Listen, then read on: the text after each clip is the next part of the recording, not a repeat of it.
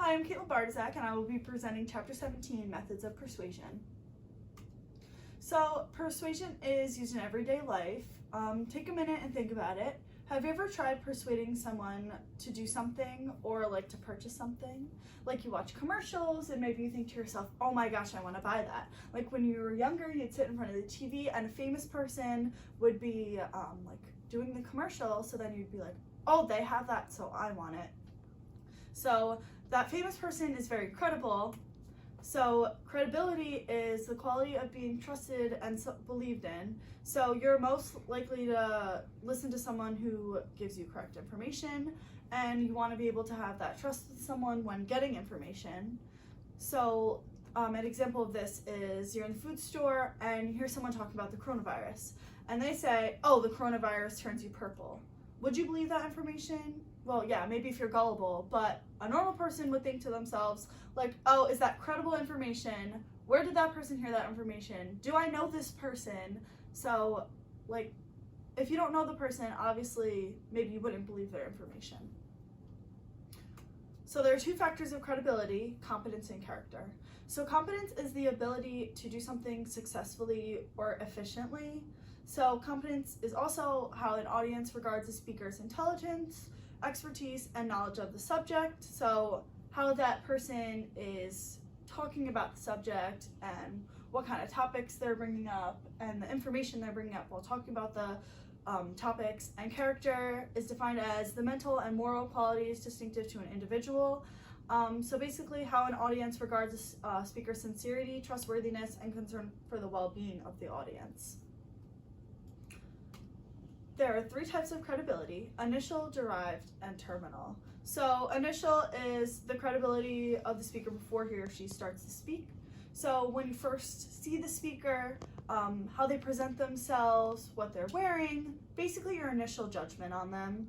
So maybe you heard of this person in the past and you think, oh, this is what I'm basing my judgment upon because this is what I heard of them. So maybe they're not very credible with the way you heard, with the stuff you heard about them, or maybe they are because you heard good things. Derived is the credibility of the speaker produced by everything he or she says during the speech. So derived is the mannerism, how they're giving the speech, the information they use, and terminal is after. So the credibility of the speaker at the end of the speech. So you reflect on what they say and how they deliver the speech. It's basically your final judgment of the person based on the information they gave you. Is that information credible? Did they use other sources outside of their own opinion? So now think about this. When you're giving your speeches in class like this, are you making sure to use credible resources? Are you giving your audience truthful and honest work? So, how can you tell if information is correct or not? So, is there a specific way you personally can tell someone is feeding you wrong information? One way I can tell that is evidence. So, evidence is using statistics. Evidence consists of using supporting materials. So you can use statistics or testimony. So statistics like charts or information involving numbers, in 2002, 2,000 people died from this, information like that. So that was just a random example. It was nothing specific. So it's used to prove or disprove something. Evidence enhances your credibility and can help engage the audience. So if you show a colorful chart with numbers on it and it makes sense, then the audience is like, oh, that makes, I understand why you're using that, and it catches their attention. Evidence is crucial when people in your audience disagree with your point of view. So evidence is a way to back up your ideas in a scholarly way. It's important to use specific evidence from credible sources so you don't feed wrong information to your audience.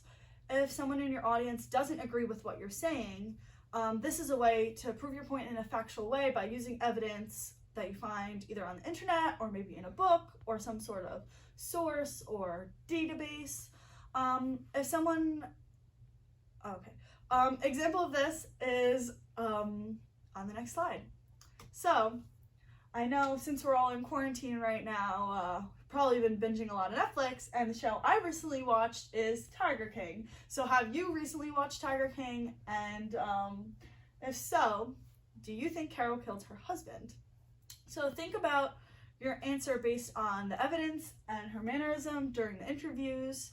So, me personally, I think Carol Baskin killed her husband. And I think this because Don Lewis suddenly disappeared in August of 1997. She was accused of killing her husband and feeding him to her tigers.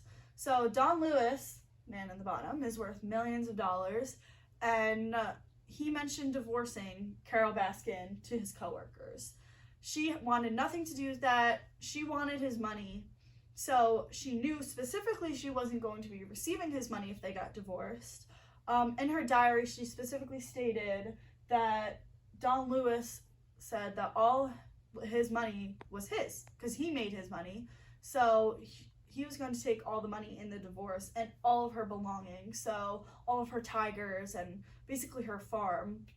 So he had a restraining order against her because she threatened to kill him multiple times. She also stole his gun and stuff like that. And Carol seemed to think all of this information was so funny during the interviews during the TV show. So, based on the facts, what is your opinion? You might have a different opinion. You might think, oh, maybe he just really disappeared while he was going on his trip. I don't know. So, in conclusion, persuasion, like I tried to persuade you right now, used in everyday life, and credibility is used to persuade people, and information like evidence is used to persuade people. So overall, just while we're in quarantine, please stay safe. This is a scary time for all of us. Just wash your hands, stay inside if you can. So yeah.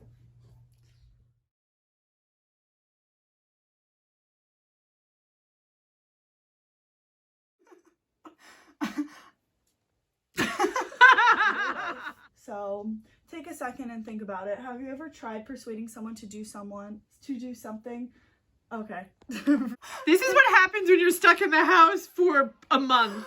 Just think about it for a second. Have you ever tried persuading someone to do something or purchase something?